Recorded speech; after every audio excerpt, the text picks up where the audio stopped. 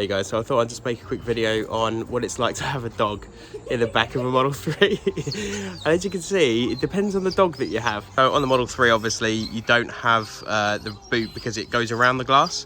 Whereas on the Y, for example, that's where you would have about 55% more boot space to facilitate dogs in the back.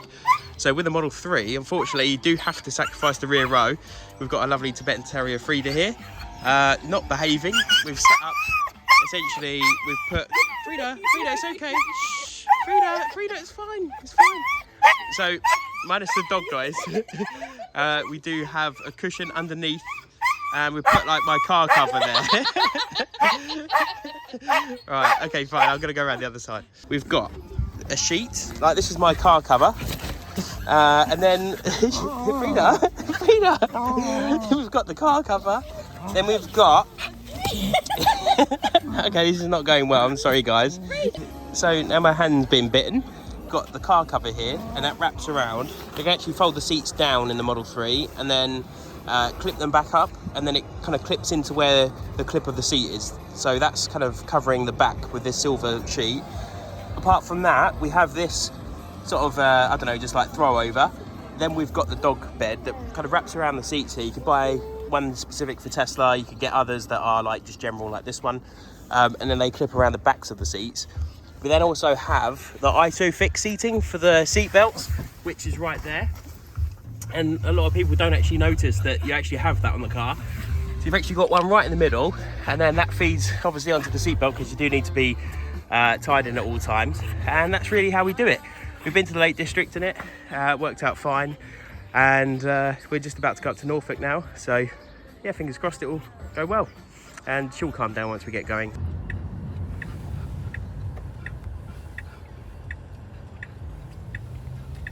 So we've arrived at the supercharger, just got Frida out the car, and you can see Range Rover, iX3, a very steamy Tesla. That's coming from like the heat pump, I think, like the air conditioning unit and stuff, so that's completely normal. A Stazzed up Model X, and then we've got like a ID5 and a Skoda, I believe. So yeah, quite busy today at Lakeside. On a side note, I do have a bit of a sniffly cold, so if I sound a bit sniffly, it's because I am. But yeah, we should take about, what, an hour and 40 minutes, 2 hours maybe, to get up to Norfolk from here. At the moment, what are we charging at, Nat? What's the kilowatts that we're charging at? 134 kilowatts. Yeah. So that's pretty much, because I preconditioned the car. Always make sure to precondition your car. That's number one thing. Otherwise, you'll be charging at like 50 kilowatts. And you'll be asking yourself why. Just simply because the battery takes a long time. Longer than even 40 minutes to be able to preheat the battery, so at least an hour to 2 hours is needed before it can reach the full capacity, which on a rear-wheel drive car like mine, you're looking at about 135 kilowatts.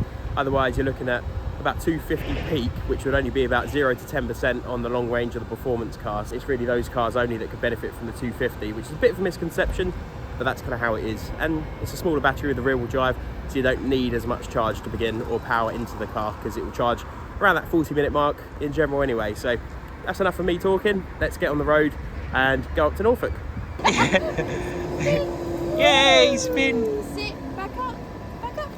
Good girl. Up.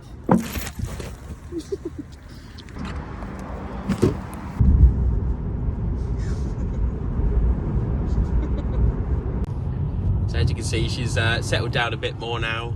She's all calm, and we're on our way to Norfolk for our trip. Also, just a side note, that silver thing in the back, not everyone needs that. It's just that Tom's really anal because Frida wants weed in his car. Yeah, I had a Fiesta before the Tesla, and she peed once, even though Nat said, no, it'll never happen, And guess what? She was nervous, and she peed all over my seat. So. Okay, but for dog owners, maybe, you know, accidents happen. And also, it was my fault I didn't let her out for a wee, so you shouldn't really hold it against her. Should you, Frida? Should you, Frida? Well, we're over that anyway, aren't we? See about that. So we've made it here. So Frida's all good. And yeah, we made it to Norfolk, to Windham. And we stopped off at Thetford for about 15 minutes. That's given us, if we look on there, you're looking at 53% charge. So that'll give us enough to get home as well. We stopped by for McDonald's. One last thing to mention is that you could get this for the back. This is just the towel that we wrap around the door. If your dog's particularly nosy or kind of tries to scrape up the side, just doing this will just stop that from happening. So yeah, all in all, easy. It depends on your dog. If they're well behaved, like she's just deciding to be right now, then it's fine. But she could be a right pain in the backside sometimes, so extra levels of protection for the back of the seats is needed. And also the side, if you've got any further sort of things you can put up the side. I've done the towel system, but there's other alternatives, then that would also be advised. You can't live like that forever. But no, you can't, so it's probably best if you can, and you know, you consider in the Model Y, then potentially that one would be better just because you've got the bigger boot space, a bit taller as well. But the limitation, what I would say is just this, how the boot opens. Fantastic, like for a lot of storage. I mean, mine is full of junk at the moment, but you can see it does go back quite far away. It's just the fact that that lid opening is the main limitation, whereas that would open all the way to about this B pillar here on the Y. So it offers about 55% more boot load and capacity. So all in all, Model 3 is still more than capable of doing it. If you've got like one dog and you don't have kids and you're not afraid to sacrifice the rear row, then it's more than doable. So there we are. Any tips or anything that you want sort of about Teslas in general, just let me know. I can make a new video of it. So yeah, there we go, guys. Please like, comment and subscribe. Cheers.